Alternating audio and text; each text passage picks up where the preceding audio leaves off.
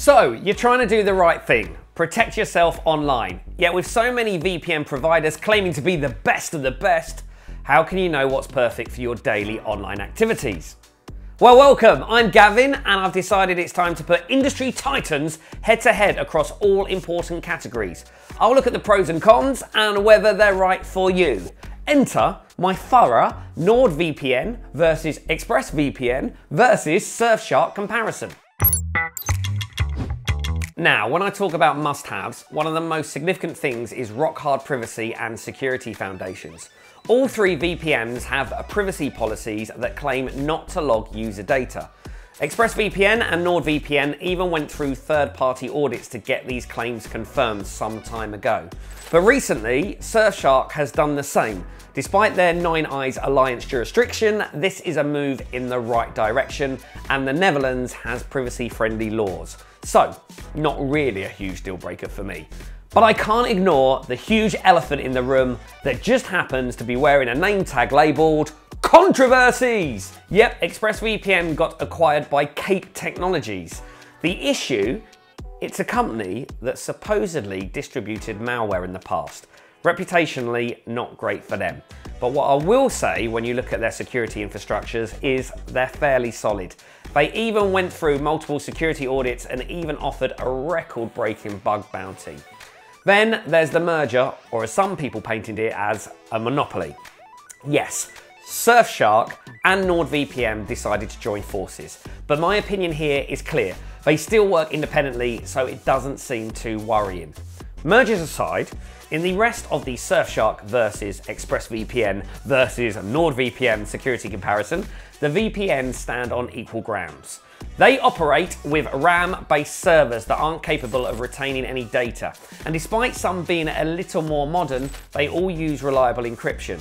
So if I was to state which is more secure, I'd say really, there isn't much difference, despite losing some trustability from the community.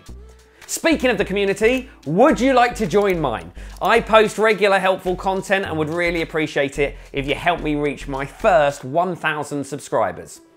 Now, why architectures are the backbone of a VPN, the extra security features are, I guess, the glitter.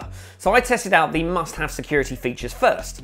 They all have reliable kill switches that prevent data leaks if your VPN connection drops. I noticed all of the providers have split tunneling for Windows devices. I tend to use this when torrenting since it allows me to tailor my experience, connecting and excluding various apps from the VPN server. What's more, all three VPNs have traffic obfuscation, so they are reliable options for countries with stricter legislation or blocks. As I said, those are essentials. I expect any reliable VPN to cover these things, but the best VPN 2023 candidate has to have more. So those are standard, but still crucial. What about the rest of the value? After my most recent NordVPN review, I can say that this provider is so feature-packed and ever evolving within the market. All I've got to do is tap here to turn on their newly updated threat protection feature. And if I download a suspicious file, it will let me know and remove it right away, protecting not only my privacy, but my device from malware. I'd say it's just Surfshark versus NordVPN when talking about such a tool. Then there's NordVPN's MeshNet feature. When I turn this on, I can link remote devices. It's not only helpful in hosting LAN parties, but it's a great way to share files as well as access them remotely while protecting it all with encryption. And by the way, if you've heard enough and you're thinking about a particular best VPN option, I've added some of the most reasonable links in the description below, so don't miss one of the most exclusive prices. So, continuing, I'll take a look at ExpressVPN versus NordVPN, as well as versus Surfshark.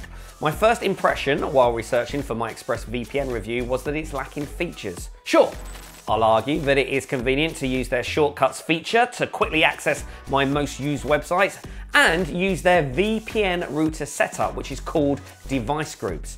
I can always switch locations easier and customize the connection, which is usually a pain with any other VPN. Yet, there's not much else, especially compared to other top VPN options. Don't get me wrong, there's enough, but a little perspective in case you don't know what you're missing. There's no ad blocker. Though there is a tracker blocker which can block malicious sites too, but I could only access this on Apple and Linux. I'm not expecting malware detection like Nord has, but the ability to block ads would at least put Surfshark versus ExpressVPN on equal grounds. Now, what about Surfshark?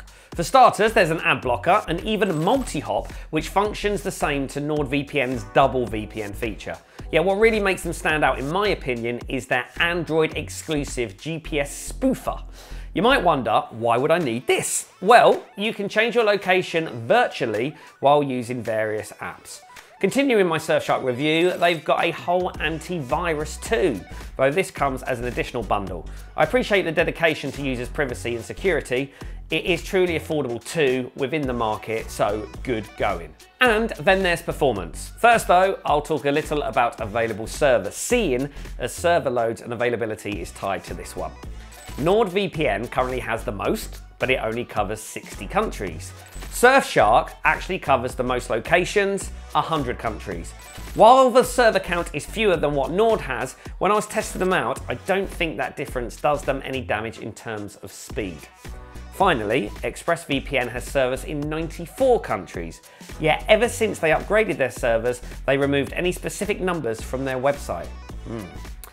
So, though your proximity to servers and the time of day you connect can affect speeds, I always try to do testing to get a little more perspective. My baseline was around 300 megabytes per second for each test, and I tried a few different locations and used the strongest protocol each provider offered.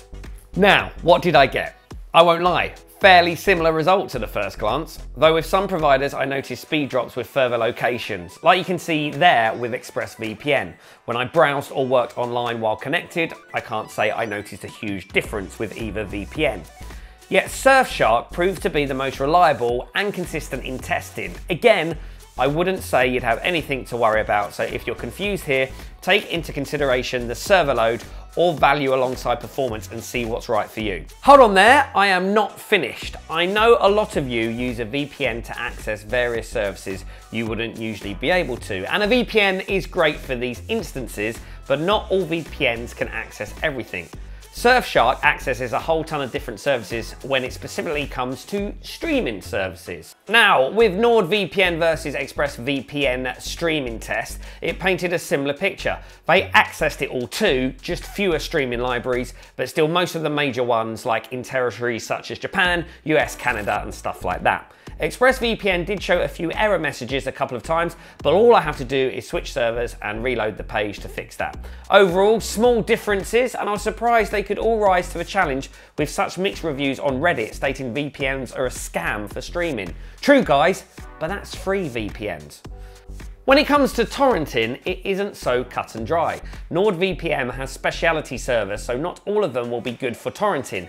Yet, I found a SOC S5 proxy, so that's a torrenting specific advantage to improve download speed. Basically, it really depends on what you need. To counteract this, ExpressVPN has P2P enabled on all servers, but if you're just looking to torrent, I'd say it might be on the steep side of the market. Then, Surfshark does it differently and allows P2P on all servers, but I didn't find any other torrenting specific features per se. Again, it depends on what you really need from a VPN. There are differences, and let me say in this ExpressVPN versus Surfshark versus NordVPN comparison, pricing is a big one. As I hinted, ExpressVPN might be a little on the steep side when looking at monthly plans. It doesn't look too bad. All of these come in at around about £10 a month. Yet for their 12-month subscriptions, ExpressVPN is the most expensive, coming in at over £5 a month currently. So, if you aren't afraid of commitment, even Surfshark or Nord's 24-month plans are as cheap as chips, to be fair.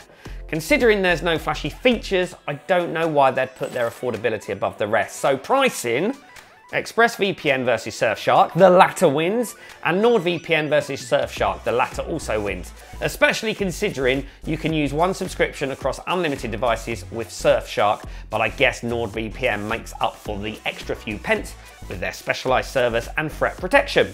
My main takeaway from this VPN comparison: not all providers are on equal footing. NordVPN and Surfshark may tick a few more boxes than Express in some areas, yet when it comes to speed or streaming capabilities, the differences can feel like a drop in the ocean.